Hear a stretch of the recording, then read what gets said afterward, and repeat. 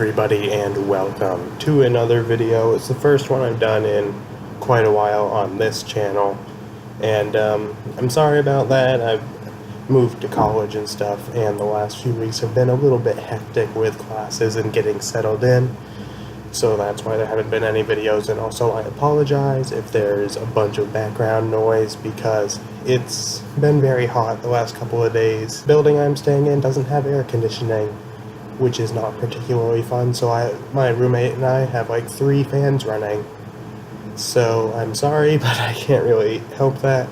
It's not as bad if I'm over here. Usually I have my laptop set up over there, but if you can still hear it, then sorry. I can't really do anything unless I am okay with being incredibly hot, which I already am, so I don't really want it to be any worse. So anyways, today I'm going to be doing something a little different.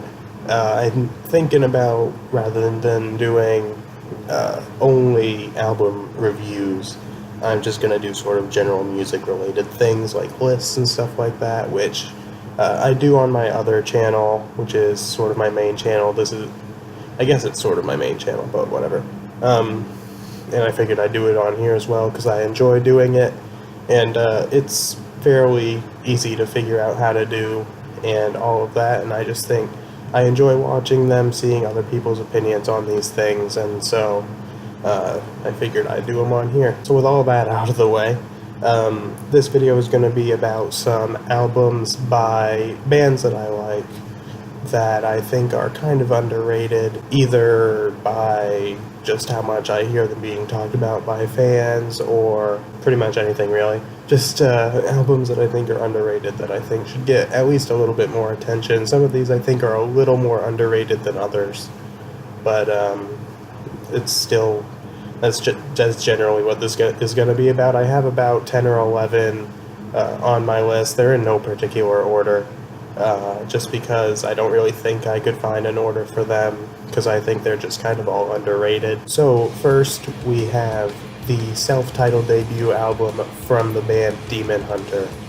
Now this is a band that I've liked for several years. It's one of the first bands that I ever got into, and I didn't really listen to this album until about maybe a year ago, maybe a little more, I have no idea, but it was relatively recently, and I was surprised by how good it actually is. And you pretty much never hear people talking about this album, at least most of the time. There are a couple of instances where I've seen videos of people actually talking about this and saying it's good, but most of the time it seems like the fan base of Demon Hunter, as well as Demon Hunter themselves, don't really pay a whole lot of attention to this album, which I think is something that they should do a lot more often, because it's actually pretty good, and it's a very good debut. Next is another Demon Hunter album titled Storm the Gates of Hell, which is, I think, their 4th album, if I remember correctly.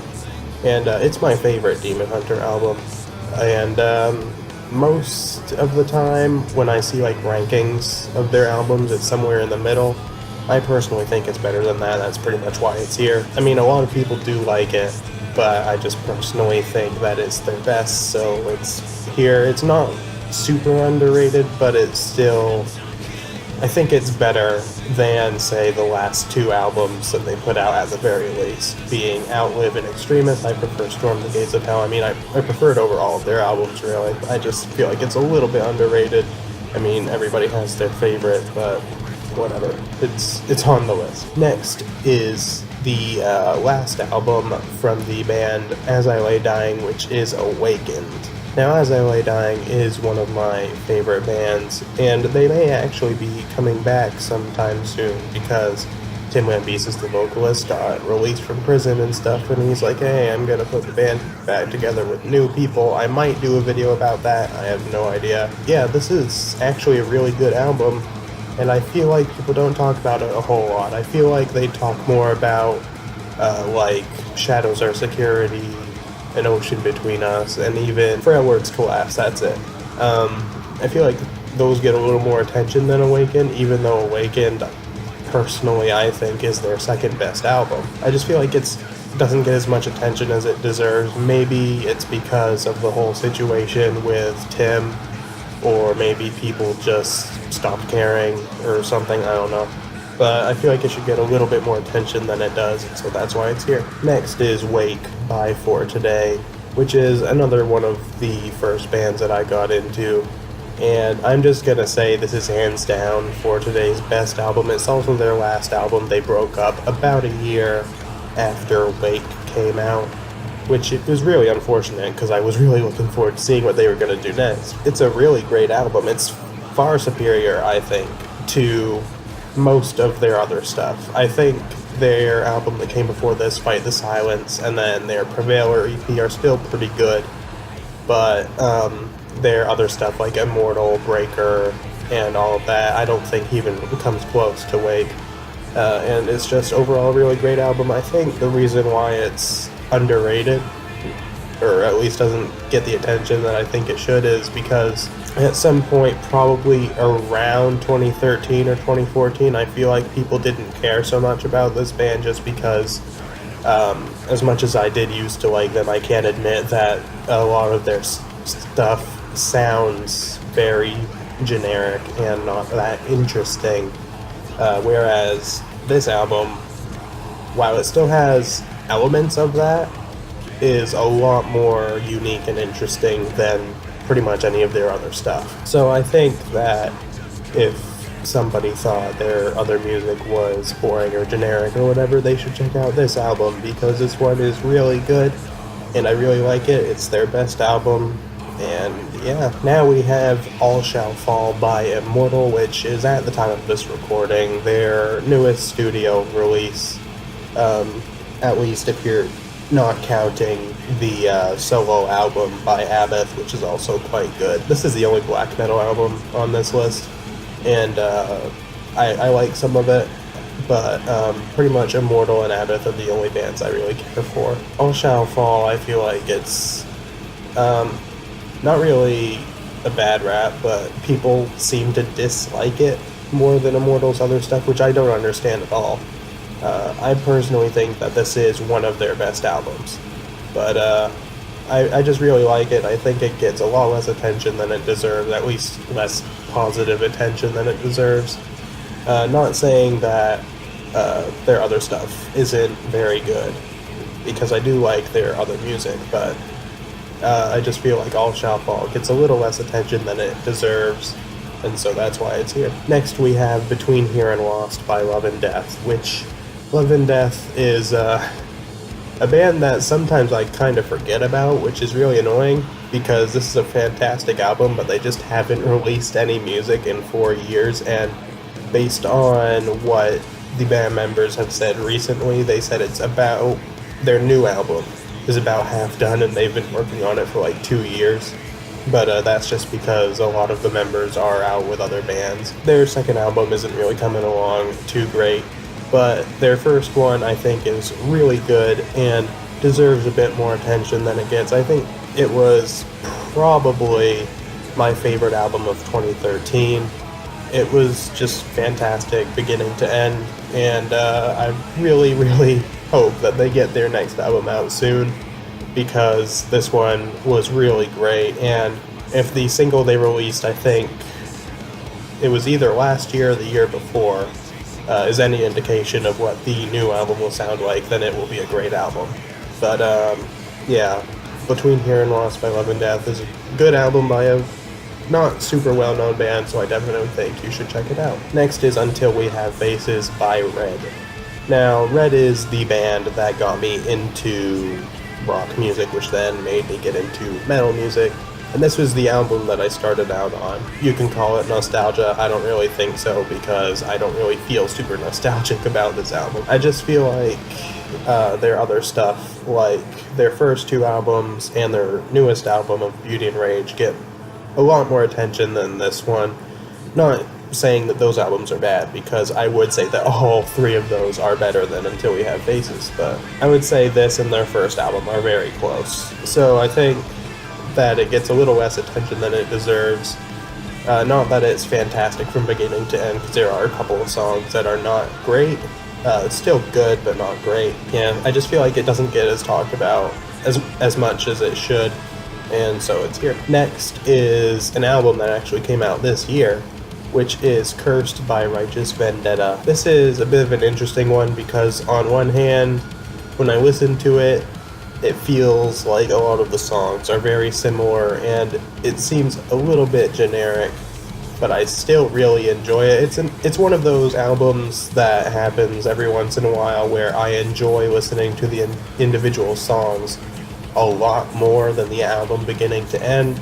It happened that way with Honor is Dead by Woven War, and this album, and probably a couple others as well. It's a pretty good album, I will say that. It's probably one of my favorites to come out so far this year. It is a little bit generic and a little bit repetitive, but I think that if you give it a chance and listen to it, you'll probably like it, and it's incredibly not very well known. So that's why it's here. So this one is going to be a lot shorter just because it's probably, if not the least underrated album on this list, it's one of them. Unleashed by Skillet, which is their newest album, and not that people, like fans, have been saying, oh, it's not as good as their other stuff, but I feel like a lot of reviews and stuff have been saying that, and saying that it's not really all that good, whereas I think it's absolutely fantastic, pretty much from beginning to end. There are a couple songs I don't like as much, but for the most part it's really good. And like I said, it's one of the least underrated albums because I think the fans really love it. But just based on what critics and stuff have said, I just feel like it's a little bit, gets a little more negative attention than it should. So that's why it's here. Next up, we have an album that I've actually reviewed. It was I think the first review I did on this channel, and I will probably once again butcher the title, but it's Das Ende aller Lügen. I don't know if that's correct, but it's an album by the band Varg, which is a German band. The title translates to The End of All Lies. And it's a really good album. I really love it. It's one of my favorite albums that I've not only discovered fairly recently, but probably one of my favorite albums in general. Not like, I don't know if it's in the top 10, it might be, but it's definitely up there. It's an album that I think is really underrated. It's incredibly good. It's got quite a bit of variety, not a lot, but it's still a variety of different sounds present throughout the album, and it's just generally really well done. So I think that you should check it out. It's very good, and yeah. So now we come to the final album on this list, which is one that I've listened to pretty much recently. I always liked a few songs from it, but I only really listened to the album beginning to end recently, and that is Coat of Arms by Sabaton. I don't necessarily think this is their best album.